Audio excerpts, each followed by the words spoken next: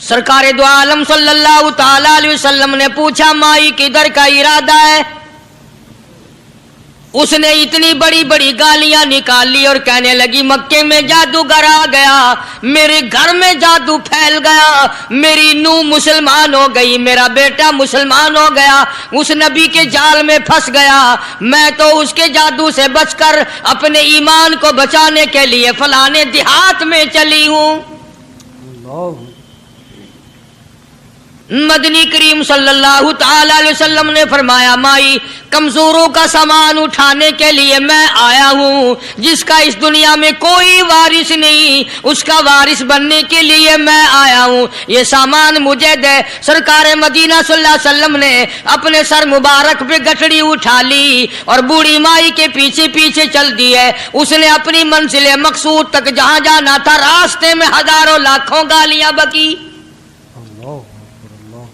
मेरे घर का बेड़ा गर्क कर दिया, मेरे घर में दीन नया फैला दिया, जादू फैला दिया, नई नई चीजें आ गई, पुराना दीन खत्म कर दिया, मेरे घर की रुसवाई हो गई, मैं अपना ईमान बचाने के लिए आई हूँ। जहाँ बुढ़िया माई ने जाना था, मंजिल मकसूद पे पहुंच गई, ठिकाने पे पहुंच गई, सामान नीचे उतरवा कर हुजूर को पल्ला फैलाकर झोली फैला के दुआएं देने लगी और कहने लगी, ओ मेरे बेटा, जैसे उस जादूगर से मैं बच के आ गई हूँ, जैसे उस दीन नए फैलाने वाले से मैं बचकर आ गई हूँ, मेरा दीन बच गया, मेरा ईमान बच गया, मेरी दुआ है अल्लाह करे तू भी बच जाए।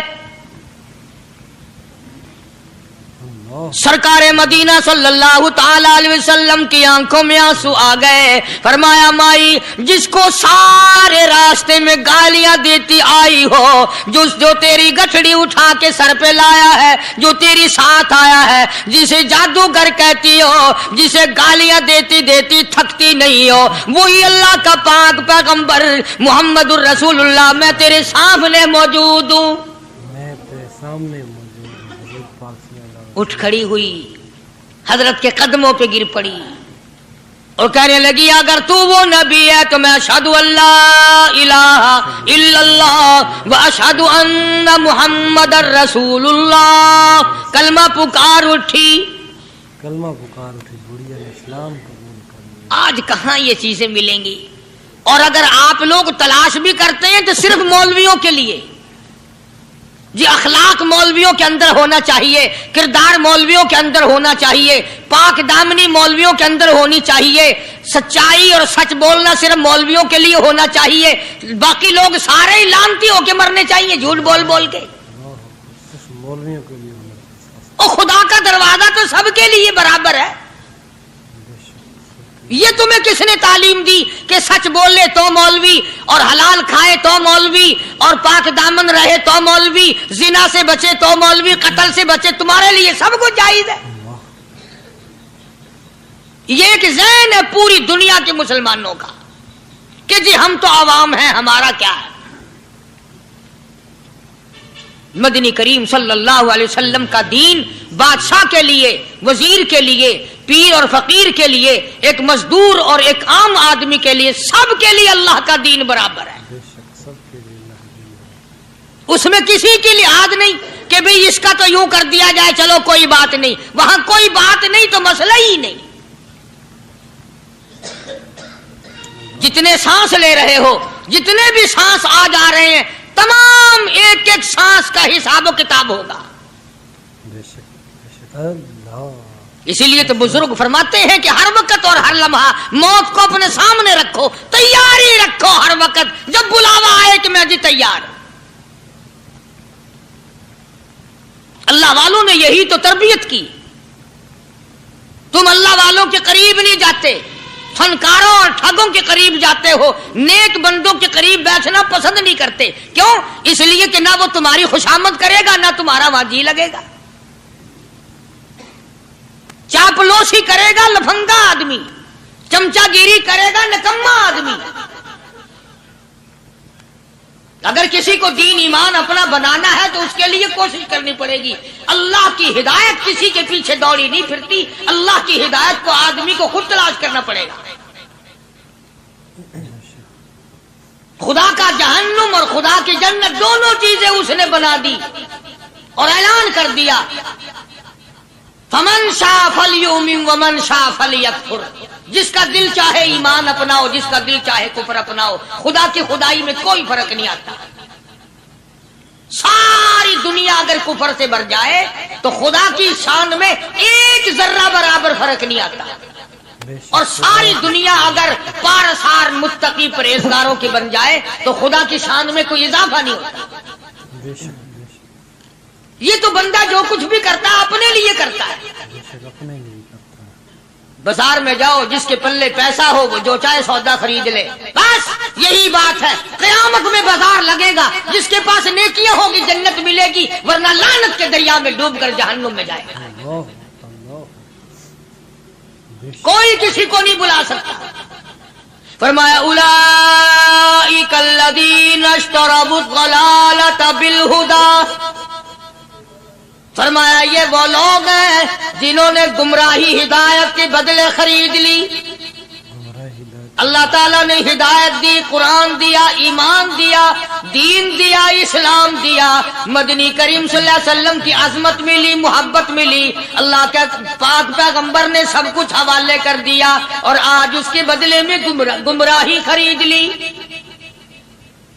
قرآن اعلان کرتا اولئک الذین اشتروا الضلالۃ بالہدی، یہ ہے وہ لوگ جنہوں نے گمراہی کے بدلے ہدایت کے بدلے گمراہی خریدی۔ ہدایت کے بدلے گمراہی خریدی۔ اور قرآن کے الفاظ تو سنو، خدا تمہیں نصیب کرے۔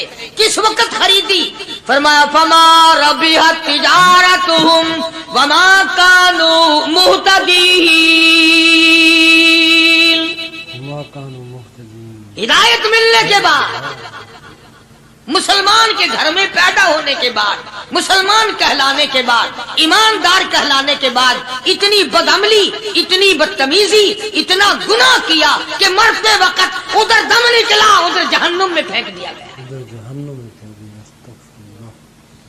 ایک صحابی نے عرض کر دیا یا رسول اللہ صلی اللہ تعالی علیہ وسلم، فرمایا عرض کیا قیامت کب آئے گی؟ قیامت کب آئے گی؟ قیامت کب آئے گی؟ اللہ اللہ اللہ، یہ پوچھنا بھی صحابی کے بس کی بات تھی، اور اللہ کے نبی نے پتہ پھر کیا جواب دیا؟ فرمایا قیامت کا جو پوچھ رہے ہو کیا تیاری کر رکھی ہے؟ یعنی یہ نہیں فرمایا کہ فلاں دن فلاں وقت یہ، اور کسی نے پوچھ جو لیا متا سا کالی کملی والے قیامت کب آئے گی؟ فرمایا کیوں، کیا تیاری کر رکھی ہے؟ بے شک کیا تیاری کر رکھی ہے؟ پوچھ جو رہے ہو۔ وہ بھی شاگرد کالی کملی والے کا تھا صلی اللہ علیہ وسلم، پوچھ تو بیٹھا، ماشاء اللہ۔ مرید حضور کا ہے، مقتدی حضور کا ہے، دیدار پیغمبر خدا صلی اللہ علیہ وسلم کا کرتا ہے، فوراً سنبھلا۔ اس نے پوچھا نا قیامت کب آئے گی؟ اللہ کے نبی نے جلال میں فرمایا کیا تیاری کر رکھی ہے؟ کیا کہے گا؟ سارے کون ہے سبحان اللہ؟ صحابی ایسا سنبھلا، کہنے لگا آقا میرے پاس تیری محبت کے سوا اور کیا ہے؟ اللہ تیری اللہ، محبت کے سوا کیا ہے؟ کیا جواب دیا؟ وسلم کو جواب دیا۔ کہتا ہے آقا میرے پاس تیری محبت کے سوا اور کیا ہے؟ میرے پاس تیری محبت کے سوا کیا ہے؟ کیا خوبصورت جواب۔ تم جیسا ہوتا تو کئی روزوں کا سہارا لگاتا، کوئی نمازوں کی بات کر کے کھو دیتا، کوئی سخاوت کی بات کر کے کھو دیتا۔ کیا جواب دیا ہے صحابی نے؟ تمہارے میرے دماغ میں بھی کبھی نہیں آیا ہوگا ساری عمر میں۔ کہتا کالی کملی والے میرے پلے تیری محبت کے سوا اور کیا ہے؟ کیا ہے تیری محبت کے سوا؟ صحابہ کہتے ہیں حضور صلی اللہ علیہ وسلم نے جو یہ الفاظ سنے مسکرا دیا۔ آج ہمارے پلے کیا تیاری ہے؟ رات دن قرآن کہتا ہے تیاری کرو تیاری کرو، وقت آیا وقت آیا، آیا وقت قیامت آئی موت، آیا وقت، لیکن پھر بھی کوئی تیاری نہیں۔ اس لیے قرآن کریم للکار للکار کے کہتا ہے قل متاع الدنیا قلیل، دنیا بہت تھوڑے دنوں کا سودا ہے، سمجھ لو۔ صبح آئی کہ نہ آئی، شام آئی کہ نہ آئی، آیا وقت۔ قرآن کریم نے ہر ممکن طریقے سے مسلمانوں کی تمام زندگی کے شعبات کو پورا کرنے کے لیے لاہ عمل دیا. میں ایک رخ آپ کو آج دینا چاہتا تھا، اور وہ یہ کہ نبی پاک صلی اللہ تعالی علیہ وسلم نے اس امت کے سامنے کس قسم کے نمونے نہیں رکھے. اخلاق و کردار میں سے کون سی بات حضور صلی اللہ علیہ وسلم نے چھوڑی؟ ہم اپنا پیٹ پہلے بھرتے ہیں، دوسرے کے لیے اگر سوچتے بھی ہیں تو وہ بھی بعد میں. یہاں معاملہ کچھ اور ہے. غزوہ خندق کا زمانہ ہے، مسلمانوں پہ بڑی تنگی اور بڑی پریشانی کا وقت ہے. یہاں تک کہ صحابہ کرام رضوان اللہ تعالی علیہم اجمعین کی جماعت کہتی ہے کہ حضور صلی اللہ علیہ وسلم کو صحابہ کرام نے دیکھا. ایک صحابی آپ کے سامنے حضور کے سامنے آیا اور اس نے اپنا کرتا اپنے پیٹ سے اٹھایا. اس نے بھوک کی وجہ سے اپنے پیٹ پہ ایک پتھر باندھا ہوا تھا. صحابہ کرام دیکھ رہے تھے. اس کے دیکھتے دیکھتے امام الانبیاء محبوب کبریا حضرت محمد مصطفیٰ صلی اللہ تعالی علیہ وسلم نے رحمت والے ہاتھوں سے جب اپنا کرتا اٹھایا، صحابہ کرام کی آنکھوں نے دیکھا حضور کے پیٹ پہ 2 پتھر بندھے ہوئے تھے. آج کتنا کھاتے ہو پھر بھی نہ شکری، کتنا پیتے ہو پھر بھی نہ شکری، کتنا کچھ کھانے کو مل رہا ہے پھر بھی نہ شکری. کچھ نہیں کچھ نہیں. حضرت جابر رضی اللہ تعالیٰ عنہ نے جب یہ منظر دیکھا، یہ حالت دیکھی، رہ نہ سکا. صحابی فوراً دوڑا اور دوڑا دوڑا گھر گیا. گھر بیوی کو جا کے کہنے لگا غضب ہو گیا، کمائی ہو گئی، کمال ہی ہو گیا. حضور صلی اللہ علیہ وسلم کو اتنی بھوک ہے، اتنا فاقہ ہے کہ آپ نے اپنے پیٹ مبارک پہ 2 پتھر باندھے ہوئے. 2 پیٹ پر پتھر باندھے حضور پاک. بیوی کہنے لگی جلدی جا کر کے حضور صلی اللہ علیہ وسلم کی دعوت کراؤ، ہم کھانا کھلائیں گے. یہ 2 شیر ہوں 1.5 شیر ہوں، یہ جو ہے یہ بکری کا بچہ ہے، ہم اسے ذبح کرتے ہیں، بہت جلدی تیار کرتے ہیں، میں ان کو پیستی ہوں اور تم جاؤ جا کے دعوت کا کیا. حضرت جابر رضی اللہ تعالی عنہ حضور کریم صلی اللہ علیہ وسلم کی خدمت عالیہ میں آئے. چونکہ کھانے کی مقدار، آٹے کی مقدار بڑی تھوڑی تھی، حضور کے کان کو منہ لگا کر کے حضرت جابر نے کہا کہ یا رسول اللہ صلی اللہ علیہ وسلم، ایک تو آپ اور ایک یہ صحابی جس نے پیٹ پتھر باندھ رکھا ہے، اور اگر آپ کے علم میں ہو 1-2 اور ایسا ہی جو زیادہ بھوکا ہو، میرے گھر میں دعوت ہے، چلو. آپ لوگوں کا کھانا میرے یہاں ہے. ایک تو آپ اور ایک یہ جو ہم نے دیکھا پیٹ بکری پتھر باندھے پھر رہا ہے، کمر سیدھی نہیں ہو سکتی، اور ایک آدھا اور اسی قسم کا جو زیادہ تنگ ہو رہا ہو. جابر نے تو اتنی بات کہی. حضور کریم صلی اللہ تعالی علیہ وسلم ایک بہت بڑے پتھر پہ کھڑے ہو گئے اور اعلان کر دیا تمام کا تمام لشکر چلے، سب کی جابر کی گھر دعوت ہے. سبحان اللہ سبحان اللہ.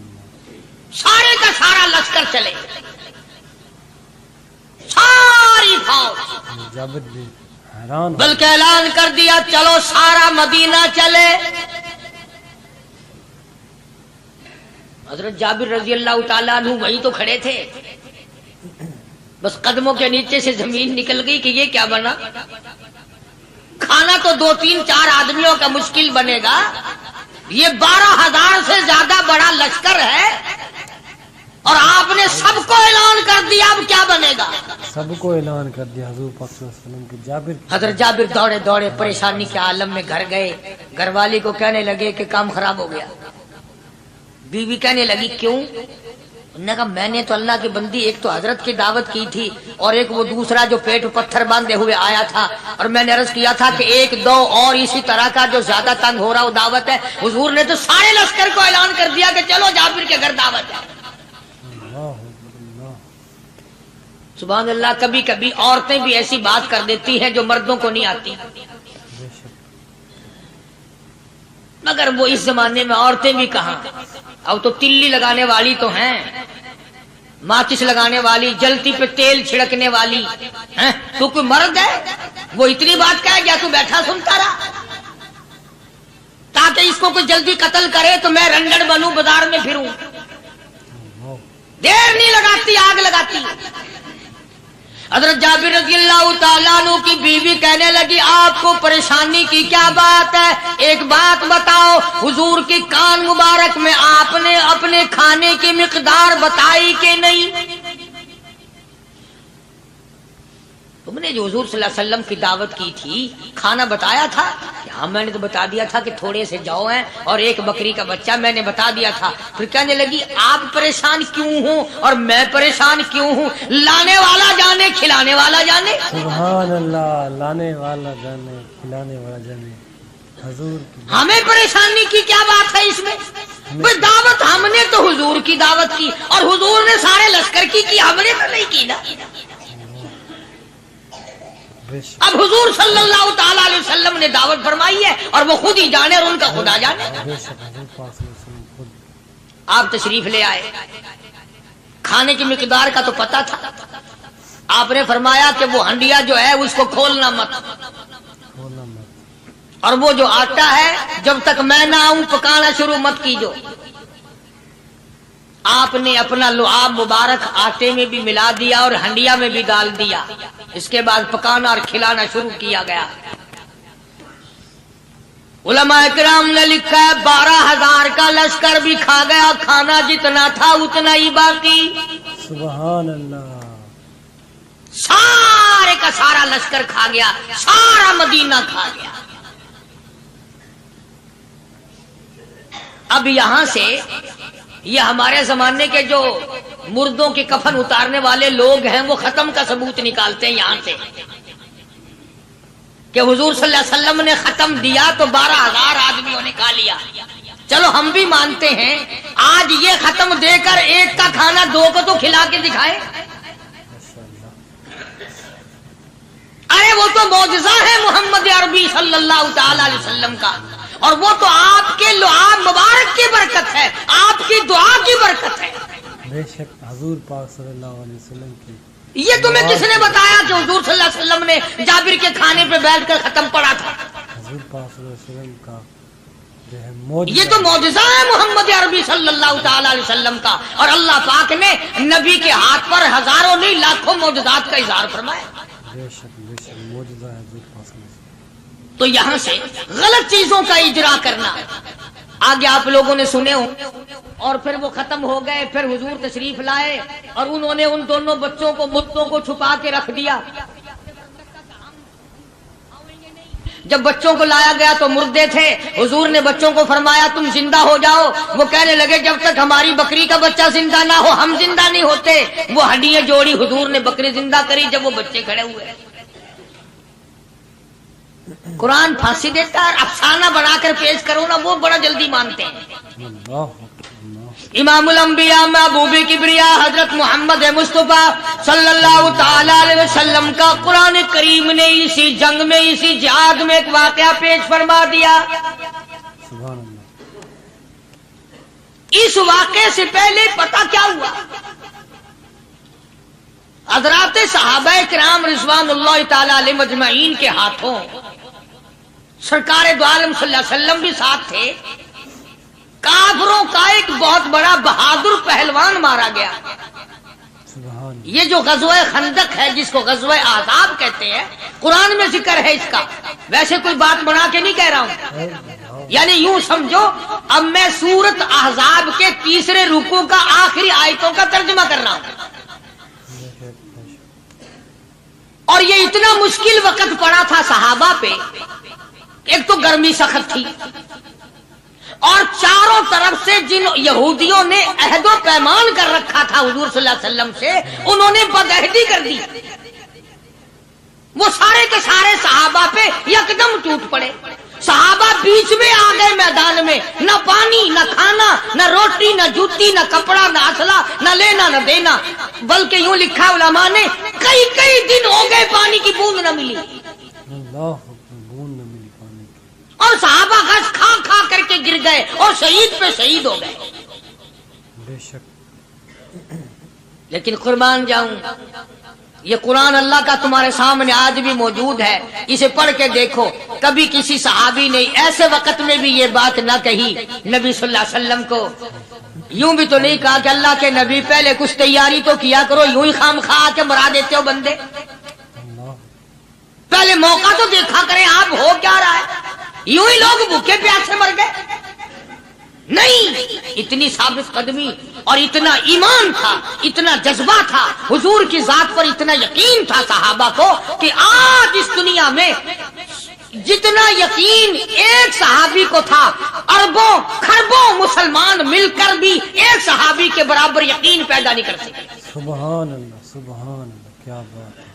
تو جب حضور صلی اللہ علیہ وسلم کے دیوانوں اور پروانوں اور مستانوں کے ہاتھوں کافروں کا ایک بہادر پہلوان مارا گیا اور لاش تھی مسلمانوں کے پاس، تو وہ کافر کہنے لگے کہ تم ہمارے بہادر کی لاش دے دو، ہم تمہیں 10,000 روپیہ دیں گے۔ اب ان کے پاس تو روپے کی کمی نہیں تھی، اور یہ مسکین بھوکے اور فاقے سے اگر یہ یوں کہتے کہ نہیں بھی ہم تو 20,000 لیں گے تو وہ دے دیتے، ان کے پاس کمی نہیں تھی، اور انہیں ضرورت تھی، کپڑا لے لیتے، کھانا لے لیتے، پریشانی دور کر لیتے، جنگ کا سامان بنا لیتے۔ مگر مدنی کریم صلی اللہ تعالی علیہ وسلم کے سامنے جب یہ بات رکھی کہ 10,000 روپیہ ہم دیتے ہیں، ہمارے بہادر کی لاش دے دو، حضور نے فرما دیا جاؤ اپنے بہادر کی لاش مفت میں لے جاؤ، ہم مردوں کی قیمت کھانے والے نہیں، مردوں کی قیمت کھانے والے نہیں، سبحان اللہ، ہم مردوں کی قیمت کھانے والے نہیں۔ جب حضور صلی اللہ علیہ وسلم کی زبان مبارک سے یہ بات نکلی، اللہ کا دریائے کرم جوش میں آیا، فرمایا وَكَفَى